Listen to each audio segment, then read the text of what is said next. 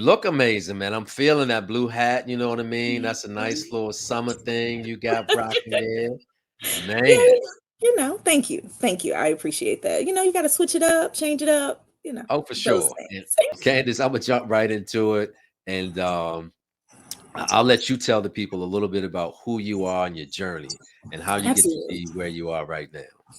Absolutely. So, one of the things that I appreciate is our relationship. So, I just want to say thank you for having me first, Robert. We met, oh my God, it's been 6, 7 years ago. Oh, Yeah, Lord, it's let's not about that count. now. Yeah. Yeah, right, right. So, at an event, and it's been just a wonderful journey ever since. So, it's a pleasure to know you and to be in your presence. So I am Candace Woodruff. I have this thing called Hey Rich Friends, that I call all of the people that I associate with, because rich is not just a money thing. It's a mentality, it's a mindset. And rich in my case stands for realizing I create happiness. Oh, it's so exciting, right? So a lot of times Okay, people think, okay.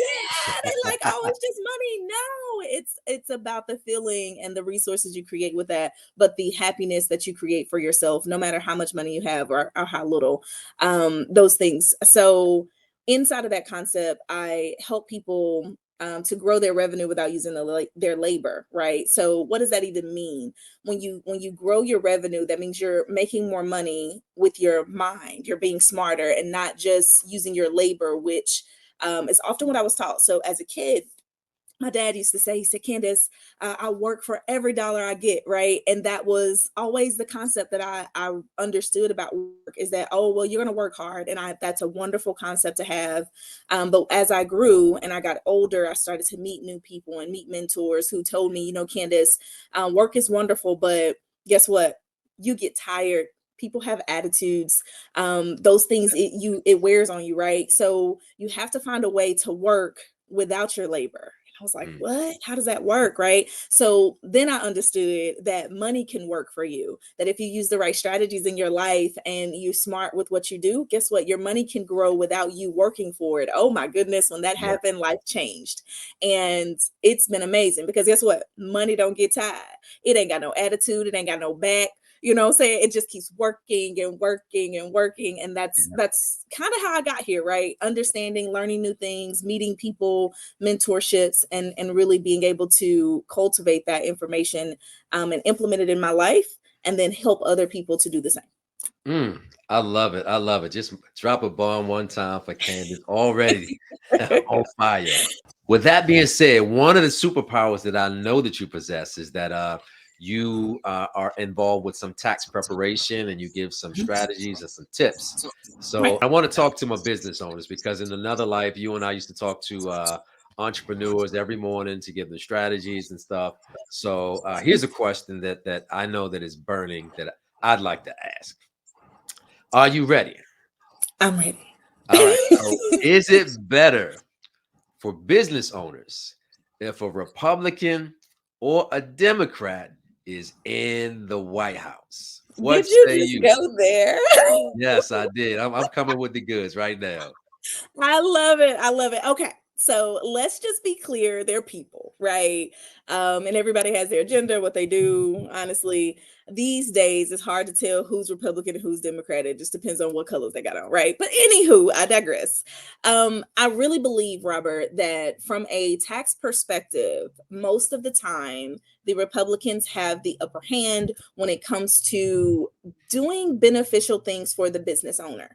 And when I say that, what's happening is that from a Republican standpoint, they understand how business owners run the economy and things like that. So they are often pushing the issue of lower tax breaks, more tax breaks, and lower tax rates. Okay, more tax breaks, lower tax rates. That's what they're pushing for. So most of the time, having a Republican Party in place helps in the White House. It definitely helps. Now, what I will say is, from a Democratic perspective, they're normally right, it's like a generalization, and I don't like to generalize, but I can only use that in this case. From the perspective of a Democratic Party, most of the time they're working on programs to help and assist those who are in lower income areas or the middle class, just trying to keep everything even, right? But the Republican parties are like, hey, everybody is what it is, and we're going to give benefits to those who are helping run the economy more and more. So that's what I would say. Eh, I depends on how you got it. look at I it, but got it. Look at that's you looking all studious and presidential. Woo. it. Woodruff for president, I'm trying to tell you right now. Listen, yeah, Listen, I love it. So shout out to you, whether you're Republican or Democrat, not doesn't judging. matter. Just make fiscally sound decisions for your family, and it will Mhm. help you in life. That's right. So staying with taxes, right? Um, if I am a entrepreneur, right, and I'm wondering if I could just keep doing this cash app business because I ain't got to report nothing to nobody about it, or should I actually get my LLC, my S corp, and incorporate myself? How does that help or hurt me taxes? Because with the cash app, I ain't got to give Uncle Sam nothing. But I know a lot of my rich friends are business owners. So speak to that entrepreneur who is trying to really wrestle with the fact about this cash app thing is popping. Like I can see my money, nobody Yeah. touching my money, I get my money. But if I go the corporate route or the LLC Mhm. route, like I Mhm. gotta give something to Uncle Sam. So help me to make the decision of whether to stay cash app savvy or to incorporate my business or do an LLC so that I can take advantage of maybe some of the benefits that are there. That's really good. And then things change, right? So back in the day, like a year ago, a few months back, you could use Cash App and go crazy, right? You can make all the money, people can send you stuff, and it's all good, no worries. Now they've shifted the laws because they saw how people were using Cash App in that manner. They saw, hey, there's millions of dollars going through Cash App and we're not touching that money. We ain't getting none of that cut, right? They recognize that, Robert. So what happened is that they changed the law. They said, hey, we need our cut. It used to be $20,000 of revenue that comes in before they give you a 1099K for using Cash App or using any third party systems. Now, if you make $600 or more for the year. Ooh, let's be clear. If you make $600 or more for the year that comes into your pocket, doesn't have to be at the same time. It's a total amount. Your mama gave you 100, your brother gave you 100, somebody else gave you 50, and then your homegirl sent you $300 for the drinks for the party. That's $600, right? Oh, that's a lot. You hit it, boom. You're gonna get a 1099 at the first of the year, but that number is accumulating all throughout the year. So now Cash App is actually keeping up with the amount of money you're making, and they're gonna send you out a 1099 for those transactions. So Robert, you said, well, Candace, should I switch over to an LLC and get corporate? Well, in reality, you're going to want to do that anyway because there's almost no way except Zelle. Um, you got that note? That's all I'm gonna say. All right. There's almost no other ways to receive funds and not actually receive a tax document now because how they're actually they're tracking it now, right? So I can't even say, Robert, that we can use Cash App anymore and you not be affected. I could say, hey, let's go ahead and get structured. Let's go ahead and make sure that that LLC is set up in a manner to where you can be findable. When I say findable, if someone needs to look you up to make sure you're a legitimate business, you can be found. You can be found, right? And then on top of that, if they come out with money and resources or grants and things like that, being just you under your social, which is considered a sole proprietorship, it's okay, but it's not the best solution. You don't look the best on paper. And then when they're giving money out, they don't want to give money out to your name, Robert. They want to give money out to your company so that they can ensure that you've done at least the basics to ensure that you're going to take care of the money that we're giving you. If you want to go get loans at the bank, they want to make sure you're taking care of that money they're giving you and you at least did the small things to make that business legitimate. So I'm going to say go LLC first. You can always upgrade and go to an S corp and things like that later, because that causes for a little bit more. But an LLC gives you benefits. A sole proprietor does too, right? But you look better on paper with that LLC, Robert. That's what I would say. And I know I went long, but I need to give you all up, right? No, no, no, no. I mean, it's really important because that one nugget I wasn't aware of with the $600 because Yes. I think Started this year. coming out of the pandemic, I was with a crowdfunding group, right? And that's how Mhm. we moved a lot of money was through Cash App.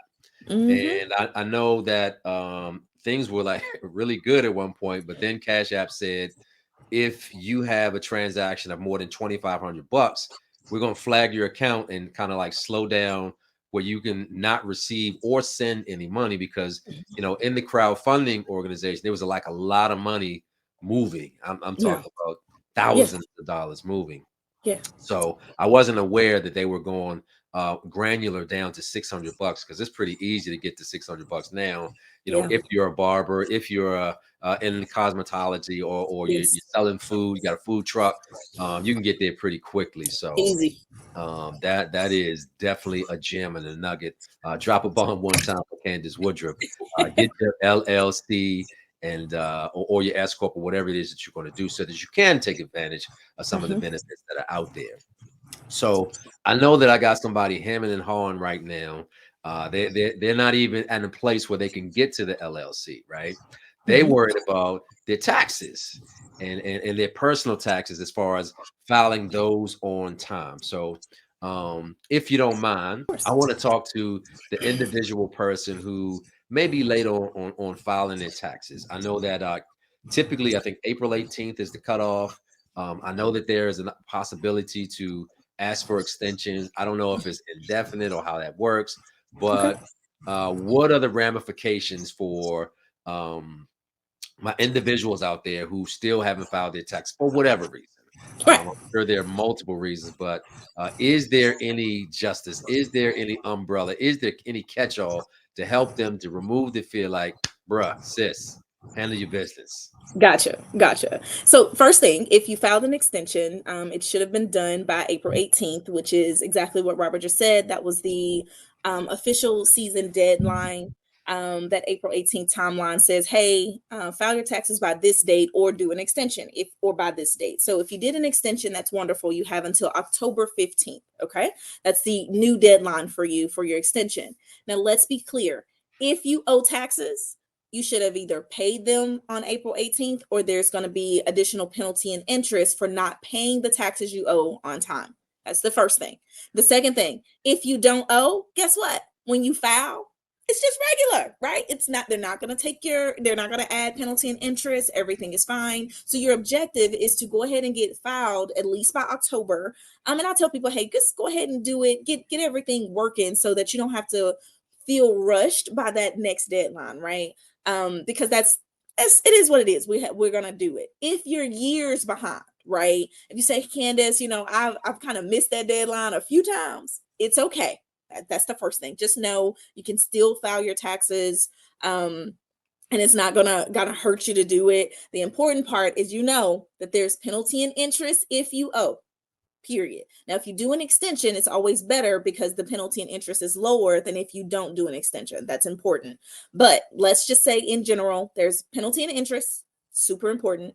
And if you owe only, if you do not owe, just go ahead and get with a professional so that you can get your taxes filed and not have to worry about this stuff, right? Not have to worry about it, and then let's stay on track from there. So that's what I would say, Mark. That's what I would say, Robert. Just to get on track, make sure Girl, that you better you're be glad I'm working. not your boyfriend because you just called me out my name. Mark must be a special dude. Shout out to you, Mark.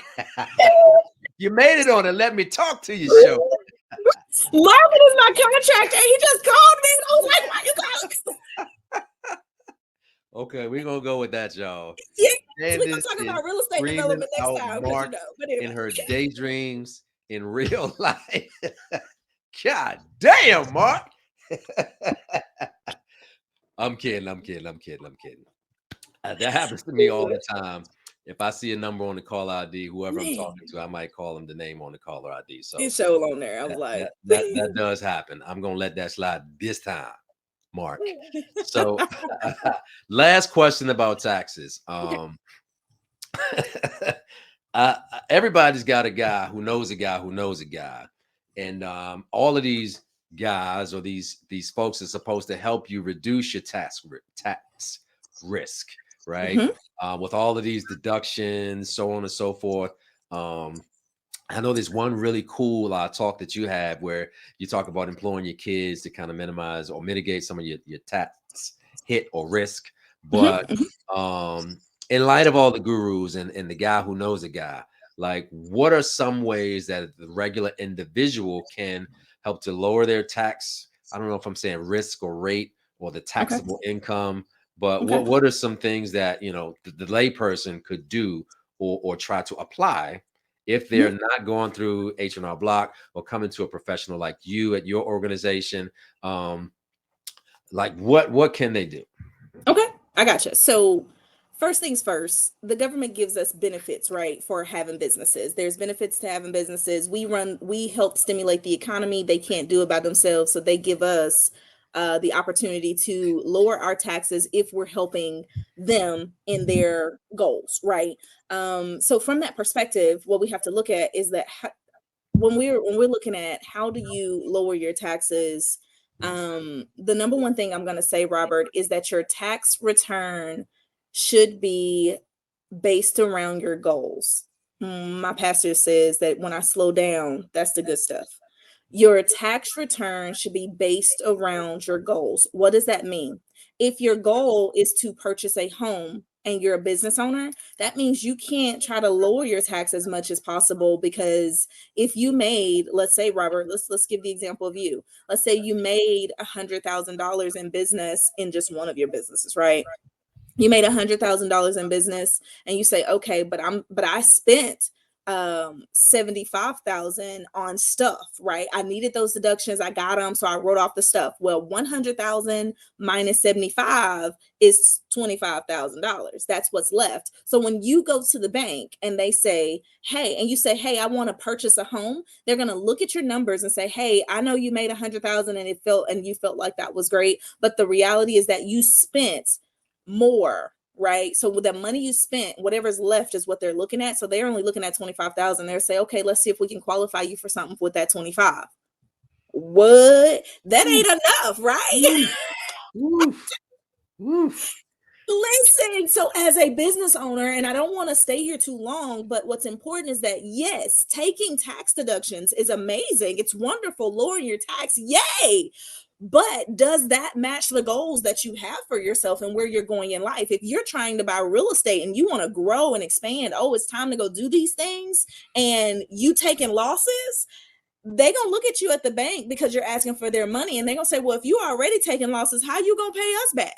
Yeah, yeah, So we have to look at that, right? So when you said earlier, you said, hey, what if you're not going to work with a professional? I'm going to counter you and say maybe you need to, right. because I mean, at least one, like, us over here. Yeah, okay. Right. But from that perspective, Rob, what I'm saying is that I want to make sure that when I give you this information, that you make sure you understand that it's not just about, oh yeah, go take everything. It's about what are your goals that you have set for the next 2 years, because Yeah, that bank is going to ask for 2 years of returns, 2 years of information, yeah, all the things, right? So you have to make sure you're set up and ready yeah. for what I'm about to give you, right? So now let me give you what I'm gonna give you. So I went on my little soapbox, because Ooh, I'm gonna ooh, ooh. tell you, Rob, I'm gonna tell you what's happening is that most people, they want all the things. I want to not pay taxes. I don't want to send no estimates in. I don't want to pay none at the first of the year, but I want to go buy a $500,000 house, and I want to buy some investment property. I don't know where you can do it at. You have to, it's give and take, right? If you know the systems, which we do, you have to use the systems in the manner that are needed for what you want, right? Make sure that tax return matches your goals, period. Now, what are some of the deductions you can get for being a business owner in America? This is what everybody loves to talk about. Let's talk about that, right? Okay. You need a home-based business, whether you like it or not. That's number one.